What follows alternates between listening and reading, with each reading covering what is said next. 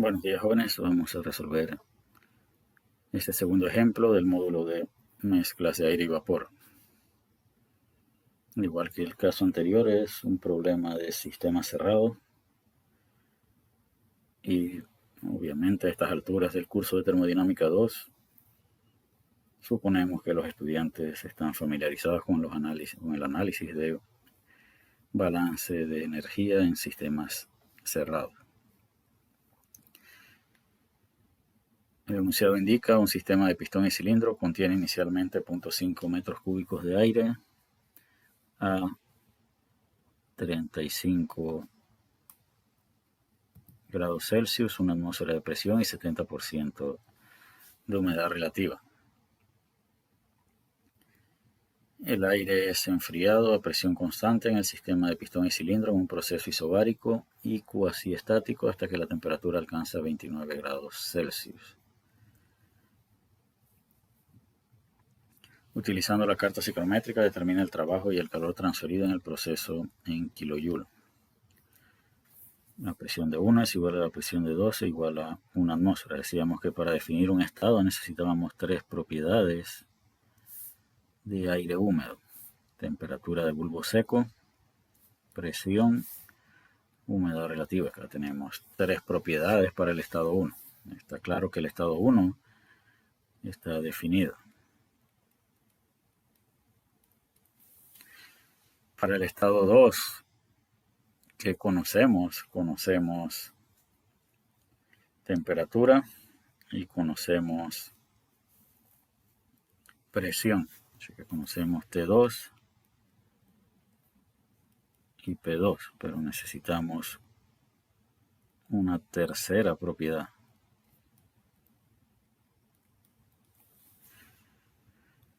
¿Qué nos pide el problema? Nos pide el trabajo y el calor transferido, ambos en kilojoules, no en kilojoule por unidad de masa, sino kilojoule por kilogramo.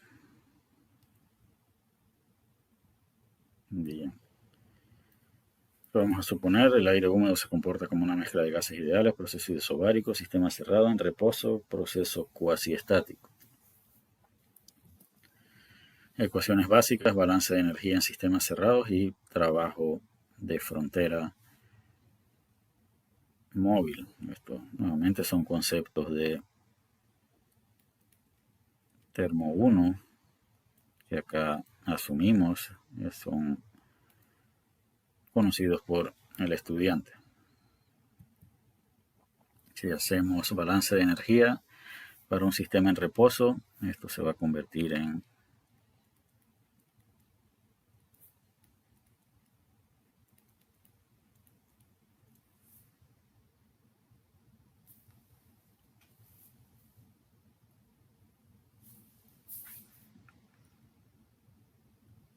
que puede U1, ¿cómo evaluamos U1? Esto es igual a la masa de aire seco multiplicado por U1. Esa sería la manera en la que encontraríamos U1, donde U minúscula 1 representa la energía interna específica de aire húmedo en kilojoules por kilogramos de aire seco.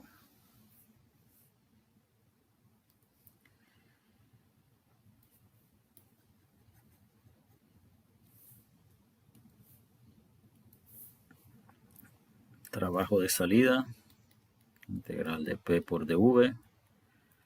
Proceso es isobárico, así que esto es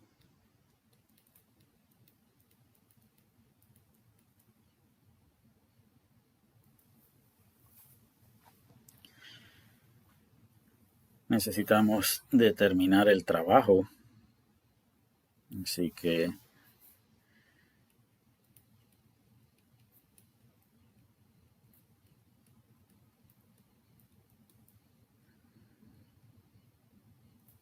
V1 es un dato, pero V2 no lo conocemos.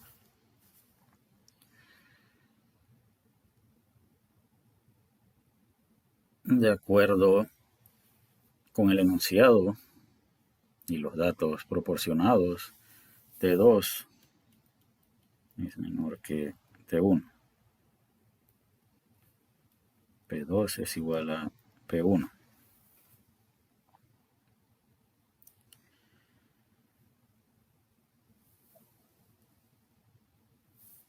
¿Qué le debe ocurrir a la humedad relativa si disminuimos la temperatura a presión constante? Mientras esto sea menor a 100%, omega va a ser constante.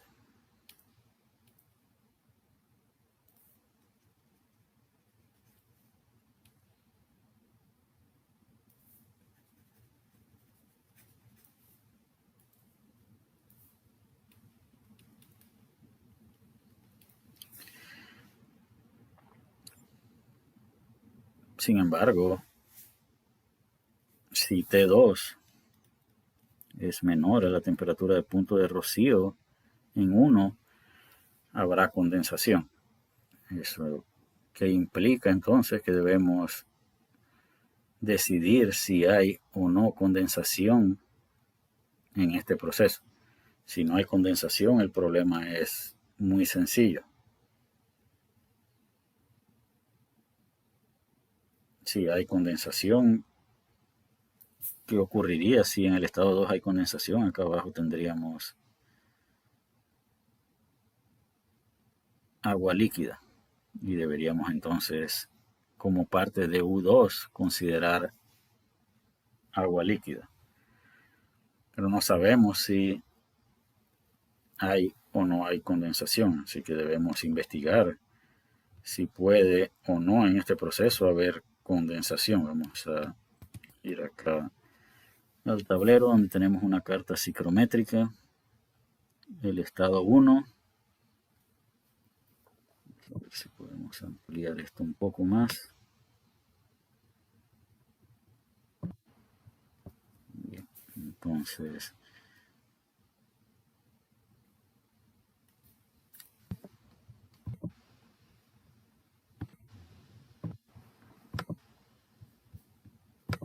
en el estado 1 la temperatura era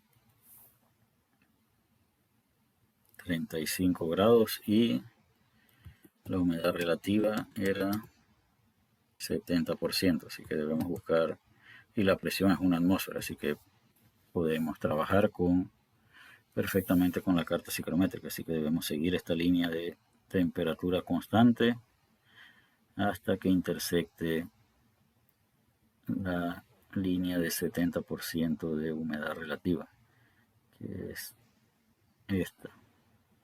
Así que aquí tenemos esa intersección. ¿Cuál es la temperatura de punto de rocío? Tenemos que movernos horizontalmente hasta llegar aquí y bajar horizontalmente, verticalmente, perdón,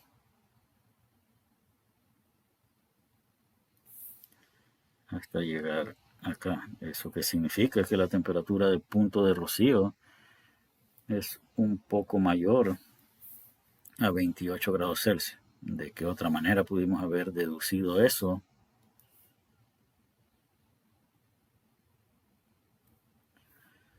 Acá tenemos 25 y acá tenemos 30. 25, 26, 27. Por acá debe estar 28 y este es 29. Eso que significa que la temperatura de punto de rocío es menor a 29 grados Celsius. Eso que significa que podemos, ¿dónde está 29? 29 está aquí. El proceso termina justo aquí.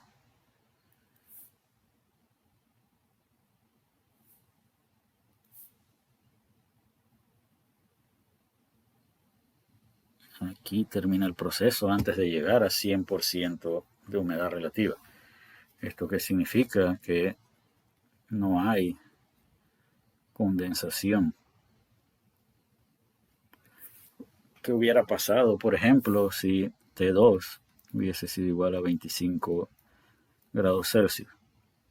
Si T2 hubiese sido igual a 25 grados Celsius, el proceso hubiera seguido una línea horizontal hasta llegar aquí. Pero el proceso no puede seguir para acá. Y la temperatura tiene que llegar hasta 25. ¿Eso qué significa? Que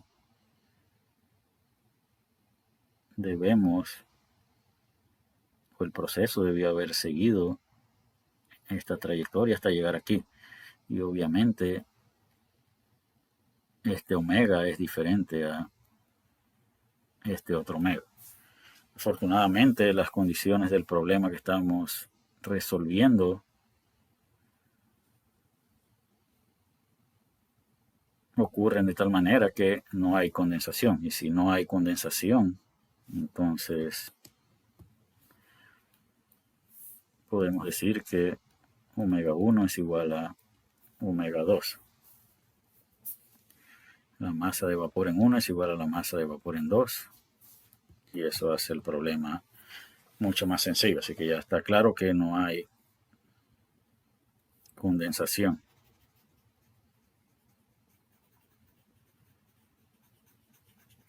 No tenemos que preocuparnos porque haya líquido depositado en el fondo de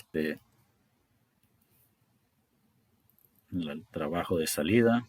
Puede ser expresado como P por la masa de aire seco por el volumen específico en 2 menos el volumen específico en 1. La presión la conocemos, el volumen específico 1 no lo conocemos y el volumen específico en 2 tampoco lo conocemos, pero lo podemos obtener de la carta psicrométrica. Por ejemplo, acá este es una línea de volumen específico constante de 0.91. Y acá esta es la línea de volumen específico de 0.89. Que V1 o el volumen específico de 1 de la carta psicrométrica es aproximadamente 0.908 metros cúbicos por kilogramos de aire seco. Y el volumen específico de 2 es aproximadamente igual a 0.89 metros cúbicos por kilogramo de aire seco. Así que V1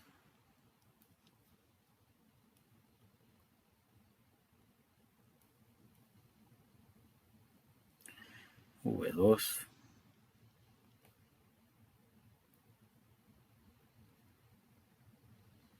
eso nos ayuda aquí, pero ¿cómo determinamos la masa de aire seco? Sabemos cuánto es V1.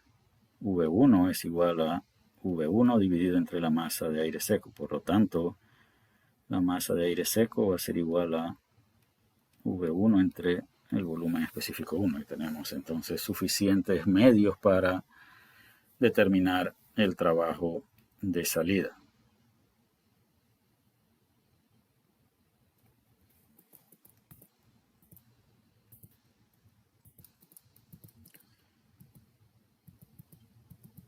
Vamos a ir al punto 918. Vamos a ver.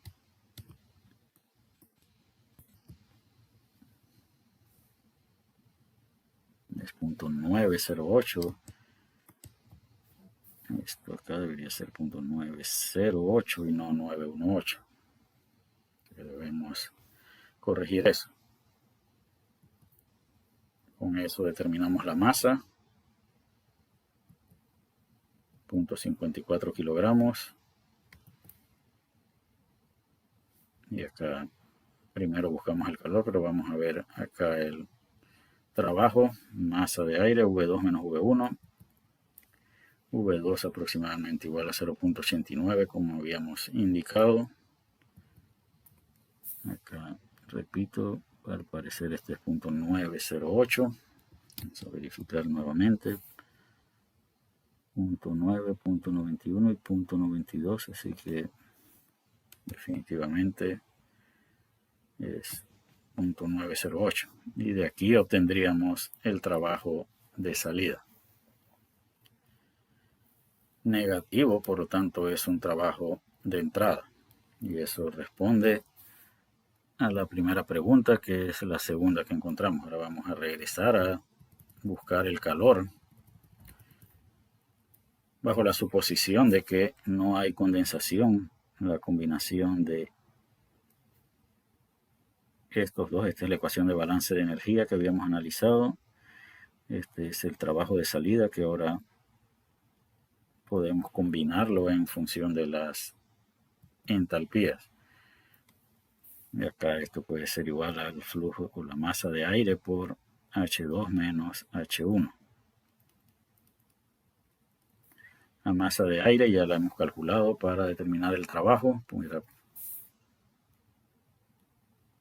0.54 kilogramos, pero eso está basado en V1 de 0.918, que no era el valor correcto, así que debemos revisar esta masa de aire. ¿De dónde obtenemos H2 y H1? De la carta psicrométrica.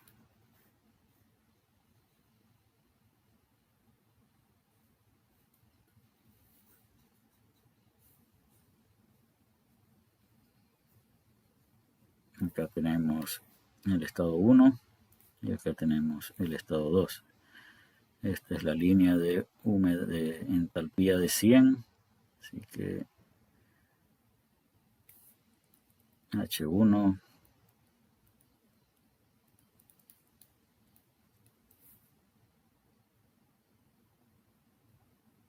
es más que 99, casi 99.8.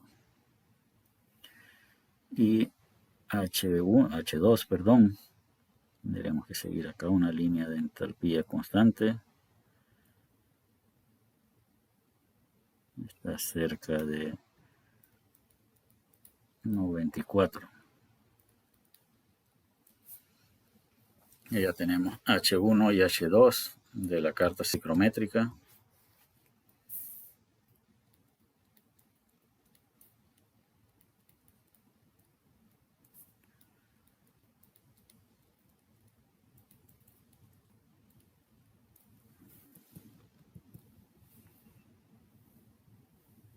Sí, 101 indica acá.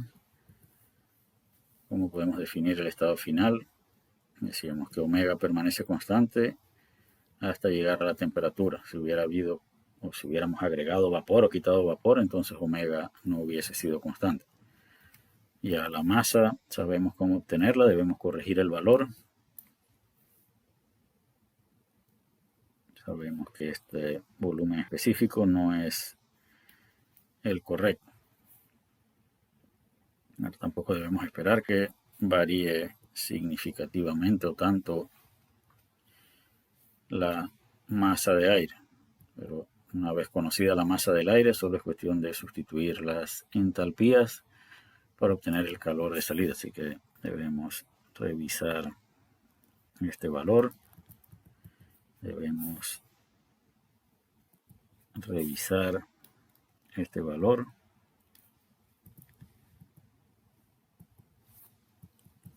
Y obviamente debemos revisar este valor.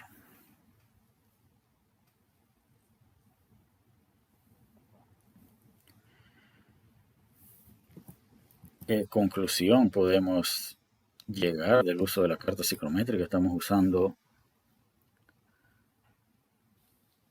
una gráfica. Así que si alguien vio 99.8 aquí, otro vio 100, otro vio 101. Estos son el margen de error, obviamente, a la hora de evaluar la respuesta debe ser mayor que si estuviéramos buscando los valores en una tabla predeterminada. Igual, este punto de aquí, esta entalpía parece 94, otro pudo haber visto 93.9, etcétera, etcétera, que no es aceptable. Y este es uno de los motivos por los que hemos dejado de asignar problemas de libro como prácticas o como tareas. A partir de esta gráfica había estudiantes que decían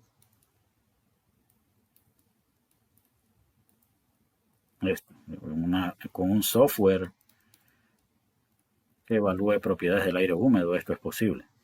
Con la carta psicométrica es imposible tener este tipo de precisión. Así que obviamente,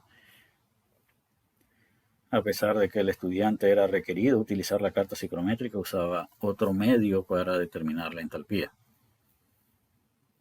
Entonces, si nuestro medio es la carta psicométrica, no podemos alcanzar esta precisión.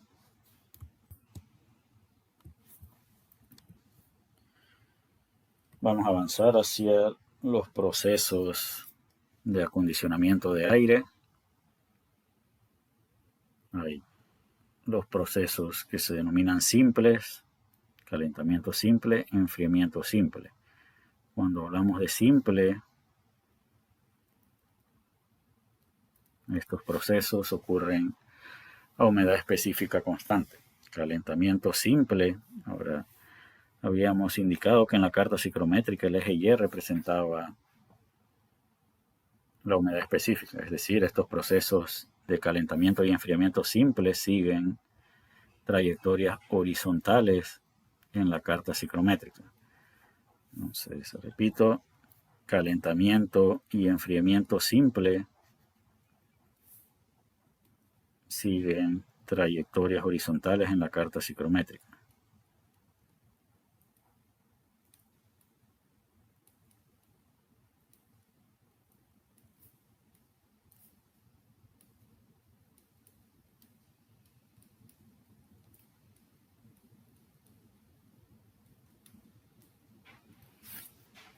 Y ocurren a humedad específica constante. Los procesos de humidificación y deshumidificación, acá deshumidificación significa que omega disminuye y humidificación que omega aumenta. En teoría eso implica que o debería darse a temperatura constante, así que si solamente incrementamos omega sin modificar la temperatura, deberíamos seguir una trayectoria vertical. Si modificamos o reducimos omega manteniendo la temperatura constante, esto debe ocurrir en esta dirección. ¿Qué debemos entender de estos procesos? Para enfriar, las líneas de entalpía constante siguen más o menos esta trayectoria. Entonces, H2 menor que H1. Acá, para reducir la temperatura, debemos enfriar o se debe rechazar calor. Sin embargo,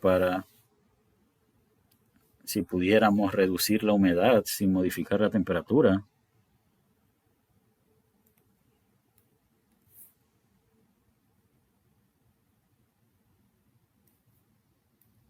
también tendríamos que poder reducir la entalpía. Es decir, se debe rechazar calor para poder deshumidificar.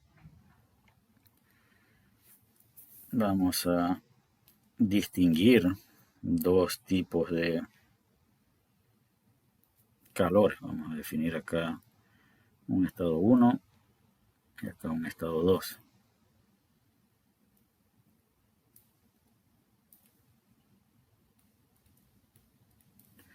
Y vamos a asociar esto con un calor de 1 a 2 de salida. Este proceso ocurre a omega constante y la temperatura de bulbo seco disminuye.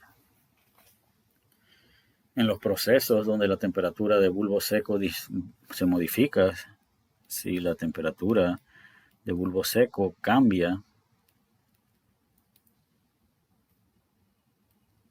y omega es constante, hablamos de calor sensible. En este proceso, si ubicamos un termómetro, el termómetro va a sensar que la temperatura de bulbo seco cambió de T1 hasta T2. Por eso hablamos de calor sensible. Sin embargo, en el otro proceso, que sigue hipotéticamente esta trayectoria 1 a 2. Entonces acá tendríamos H2 y acá tendríamos H1. Ahora este Q de salida, la temperatura de bulbo seco es constante y omega 2 es menor que omega 1. Si ubicamos, para poder lograr este efecto, también tiene que haber un Q de salida de 1 a 2. Pero un termómetro ubicado a lo largo de este proceso va a medir siempre la misma temperatura. Así que cuando omega cambia y la temperatura de bulbo seco es constante, hablamos de calor latente. El aire acondicionado de su hogar debe cumplir, o de su automóvil también debe cumplir ambos propósitos. Debe proporcionar o debe rechazar suficiente calor sensible para disminuir la temperatura del aire y suficiente calor latente para reducir la humedad del aire. Eso es lo que llamaremos un proceso de enfriamiento con deshumidificación. Así que por lo pronto, los procesos simples, omega es constante. Los procesos de humidificación y deshumidificación, al menos en forma teórica, ocurren a la temperatura de bulbo seco constante. Lo más común es que los procesos ocurran combinados. Calentamiento con humidificación quiere decir que la temperatura de bulbo seco aumenta y omega también aumenta. Eso es lo que ocurre. Este es el estado 1 y este es el estado 2. Temperatura de bulbo seco 1. Y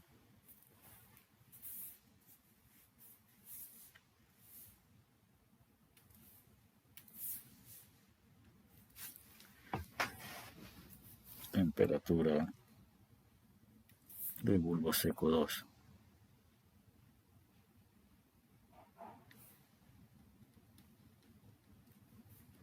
Acá tendríamos omega 1 y acá tendríamos omega 2. Obviamente ambos aumentan, tanto la temperatura de bulbo seco como omega. Por eso hablamos de calentamiento con humidificación. Pero en el último proceso que vamos a ver, acá tenemos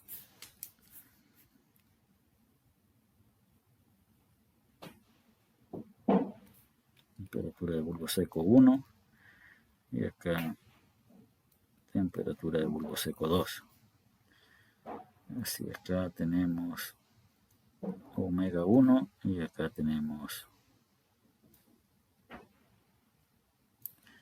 omega 2. Así que en enfriamiento con deshumidificación, la humedad específica disminuye y la temperatura de bulbo seco también disminuye.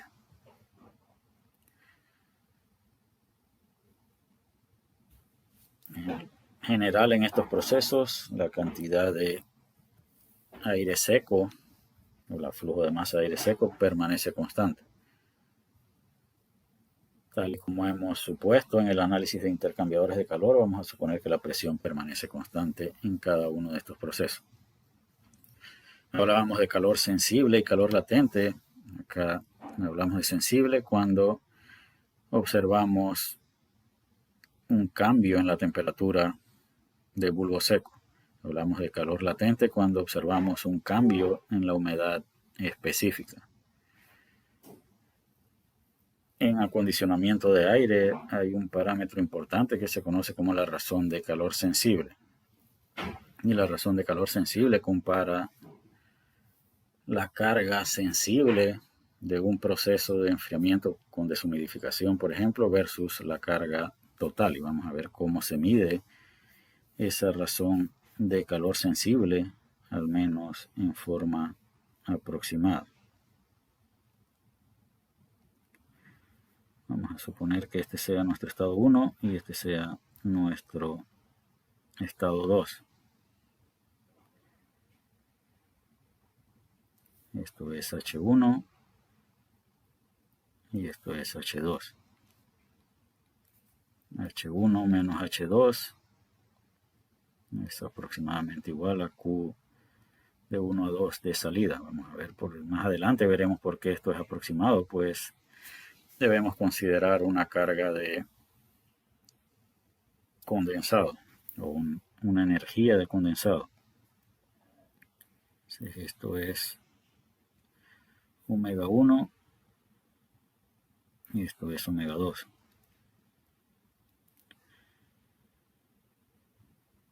Este sería el proceso que se sigue a temperatura de bulbo seco constante, así que si definimos aquí un estado X, ya tendríamos Hx. Entonces H1 menos Hx tiene que ver con cambio de omega, esta es la parte sensible, y Hx menos H2 es la parte sensible. Entonces, este cambio de entalpía estaría asociado con la carga sensible y este con la carga latente, y el cambio de entalpía total estaría asociado con la carga total. Así que la razón de calor sensible compararía esto con todo esto. Diríamos Hx menos H2 entre H1 menos H2. Esto es aproximadamente la razón de calor sensible. Y con esto vamos a concluir esta tercera clase del quinto módulo del curso de termodinámica 2. En la próxima clase iniciaremos el estudio de cada uno de estos procesos. Hasta la próxima, jóvenes.